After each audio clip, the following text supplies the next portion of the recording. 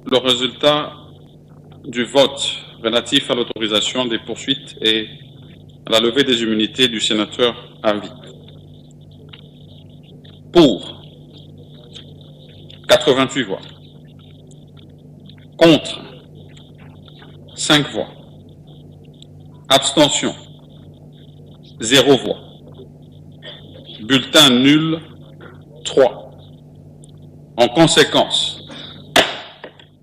le Sénat autorise les poursuites et lève les immunités de M. Joseph Kabila Kabange, sénateur à vie.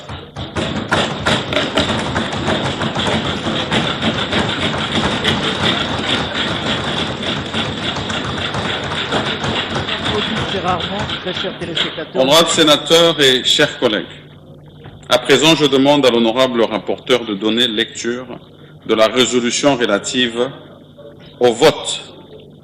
que nous venons d'exprimer. Mon chevalier, et qui est devant son siège, et il ne va plus siéger ici. Il faudrait peut-être attendre les jours à venir. Peut-être qu'il bénéficierait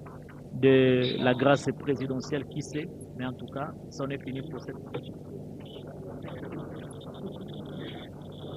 Résolution du Sénat numéro du 22 mai 2025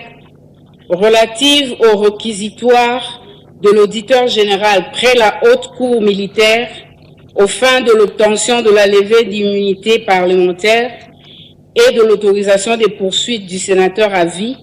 Joseph Kabila Kabange, ancien président de la République démocratique du Congo. Le Sénat, réuni en séance plénière du 22 mai 2025, vu la Constitution, spécialement en ses articles 100, 104 alinéa 7 et 107 alinéa 1 et 2, vu son règlement intérieur, spécialement en ses articles 4, 5, 223 et 224, attendu que par son réquisitoire numéro AG/0448/2025 du 30 avril 2025, l'auditeur général près la haute cour militaire a demandé au Sénat, sur pied des articles 104 alinéa 7, 107 alinéa 2 et 153 de la Constitution, la levée des immunités parlementaires et l'autorisation des poursuites du sénateur à vie Joseph Kabila Kabange, ancien président de la République, présumé être l'auteur de participation au mouvement insurrectionnel du M23 AFC, de trahison et de participation à des crimes de guerre. Considérant qu'en vertu de l'article 104 alinéa 7 de la Constitution, les anciens présidents de la République élus sont des droits sénateurs à vie, que par conséquent, les dispositions constitutionnelles et réglementaires relatives au statut des sénateurs lui sont applicables, sans préjudice de la dispense des obligations auxquelles le sénateur est tenu,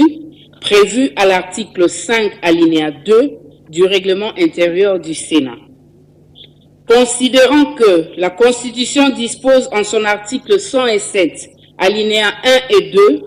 que d'une part, aucun parlementaire ne peut être poursuivi, recherché, arrêté, détenu ou jugé en raison des opinions ou votes émis par lui dans l'exercice de ses fonctions, et, d'autre part, aucun parlementaire ne peut en cours de session être poursuivi ou arrêté, sauf en cas de flagrant délit, qu'avec l'autorisation de l'Assemblée nationale ou du Sénat selon le cas. Considérant que la levée des immunités d'un sénateur et l'autorisation des poursuites contre lui relèvent de la compétence du Sénat, conformément à cet article 107 de la Constitution, en son alinéa 2, considérant à cet égard que la loi numéro 18/021 du 26 juillet 2018 portant statut des anciens présidents de la République élus, qui confère en son article 8 alinéa 1er cette prérogative au Congrès, à l'égard de ses bénéficiaires ne peut prévaloir sur la Constitution dont l'article 119 énumère limitativement les attributions du Congrès d'une part, et seule une loi constitutionnelle peut modifier ou remplacer une disposition de même nature d'autre part, qu'au surplus, aucune disposition du règlement intérieur actuel du Congrès ne mentionne et n'organise la levée des immunités parlementaires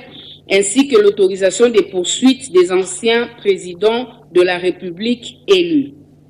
Considérant qu'en vertu des articles 153 et 156, alinéa 2 de la Constitution, 120B, 162, 169 et 214 de la loi numéro 023/2002 du 18 novembre 2002 portant code judiciaire militaire tel que modifié et complété à ce jour et 77 alinéa 1er de la loi organique